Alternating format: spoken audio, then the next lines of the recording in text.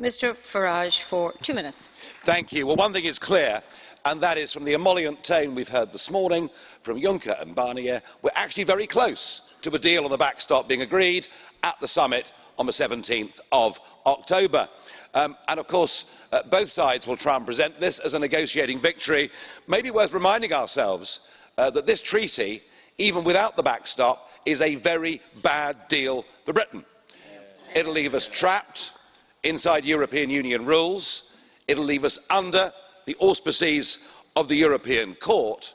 And having given everything away in the withdrawal agreement, the worst part is that any future relationship relies on good faith. We put ourselves entirely in your hands. We put ourselves, indeed, at your mercy. And I would suggest that events that we've seen across Europe this week do not indicate that good faith exists.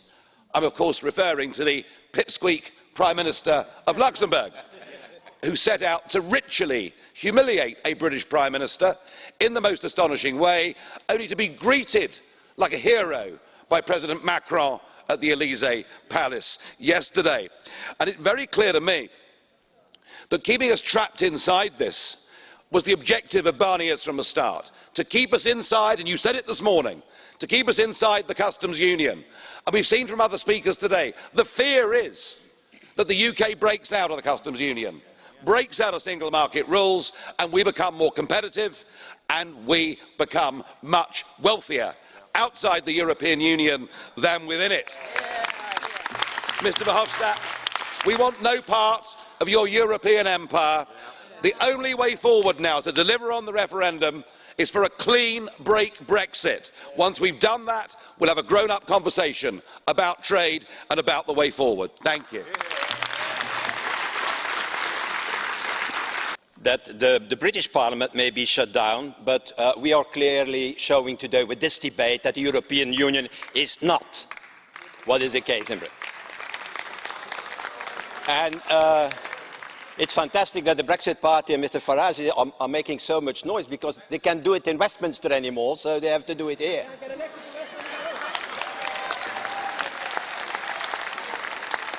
By the way, they are not even elected in Westminster. So, so you know, dear colleagues, Eurosceptics, they like something. They like, in fact, bashing Europe by saying that the European Union is undemocratic, and you can be sure that in a few moments they're going to repeat that. Huh?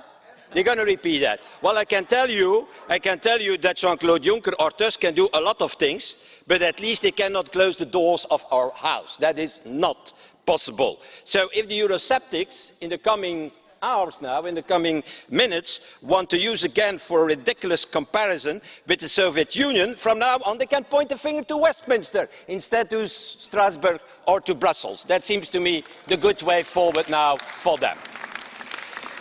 And I know, and you know, that Boris Johnson, the Prime Minister, likes a lot to compare himself with movie characters, as we know. Well, dear colleagues, concerning citizens' rights, instead of playing the angry Hulk, I think he should inspire himself by another character, the caring nanny, the film of Doubtfire, Mrs. Doubtfire, with Robin Williams, the late Robin Williams. Well, we've heard a lot today about Emperor Verhofstadt's plan to build a new European empire. Today he compared Boris Johnson to Mrs. Doubtfire. But let's face it, Mr Verhofstadt is the Darth Vader of Europe.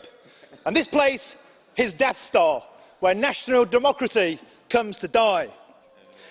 As for the empire, I'm here for the 17.4 million to strike back. 75 years ago, my forefathers fought and died on European soil fighting fascism. Today, we are here to liberate the United Kingdom from the European Union.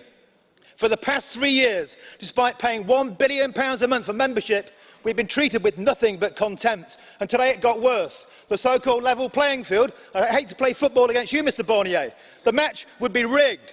Brexit has shown that the European Union does not believe in democracy. Today, we are expected to be voting to call Brexit a regrettable event. Well, let me put it into language you understand. Je ne regrette rien. We are leaving the European Union and we have no regrets. Madam Chairman, distinguished members of Parliament, this is my first speech in this august chamber and hopefully my last. As I entered this building for the first time, I saw a huge billboard with a quotation about free and fair elections. But I ask you, what is the point of free and fair elections if the result is dishonoured? What is the point of free and fair elections if the losers refuse to accept defeat? What is the point of free and fair elections if freedom and fairness is sacrificed because the elites think that they know best?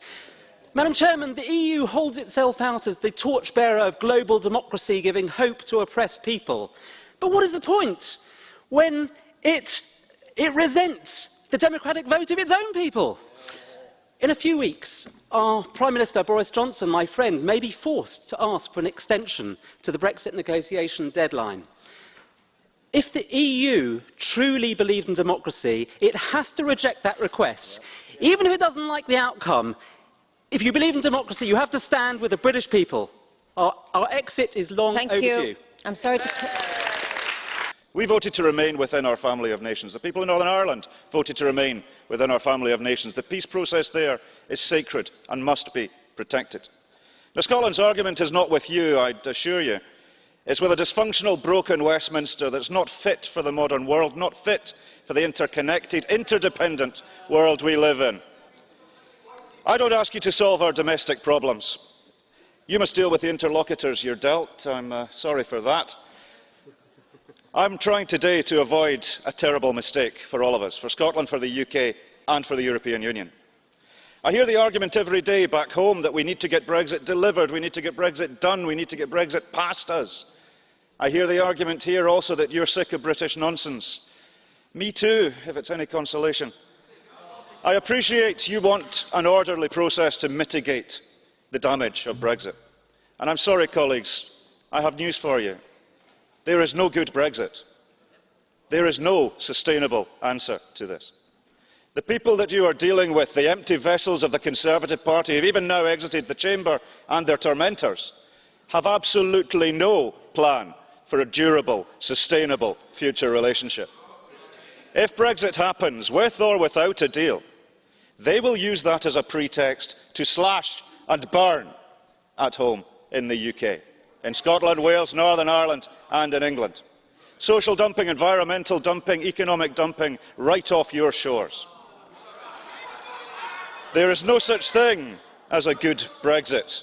There is no such thing as a good outcome to this.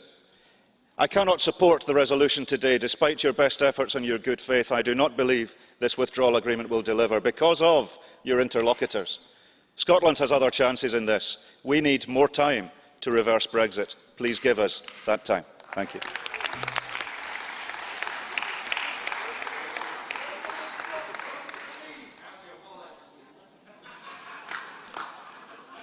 Are you finished?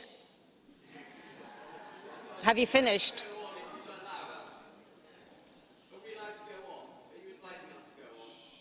Sorry, who was making that comment? Because it's just coming... Sorry, guys, I'm in control. 2 minutes. Mr. Madison. Thank you, Chair. On 23rd June 2016, the European Union membership referendum was held in the United Kingdom. On that historic day, a majority, 51.89%, chose to leave the European Union. It has been more than 1,000 days since the referendum took place, and every single day since then, political elitists, both in the UK and in the EU, have held the people of Great Britain and Northern Ireland hostage. The decision of the UK voters to leave the European Union is binding, and those in power have a legal duty to give effect to the results of the referendum. Certain politicians may think they possess superior wisdom by preventing Brexit, but they should be reminded that even though the people may not be the ones who govern, or legislate or interpret the law, they are the source of that power. This is something the political elitists of our time conveniently tend to forget. The EU is quick to preach to third countries about democracy and the rule of law, but in its own backyard, democratic results are only respected when they correspond with the ideology of the EU federalists. The possibility to join the EU was always accompanied by the corresponding possibility to leave. However, what has become clear is that politicians are doing everything in their power to prevent the UK from leaving the EU. Even the key Verhofstadts of this world can even be seen in a video drinking to the fact that they have succeeded in keeping the UK hostage for at least 5 years. Boris Johnson promised new hope that Brexit might finally be delivered. However, the House of Commons constantly undermines him, most recently by voting in favour of rendering a no-deal Brexit unlawful and effectively taking hope. The Council could block a further extension. Johnson could negotiate a different deal or leave without a deal. The people of Europe will not be silenced and will not be held hostage. By ignoring the will of the people, the EU is becoming the architect of its own downfall, unfortunately.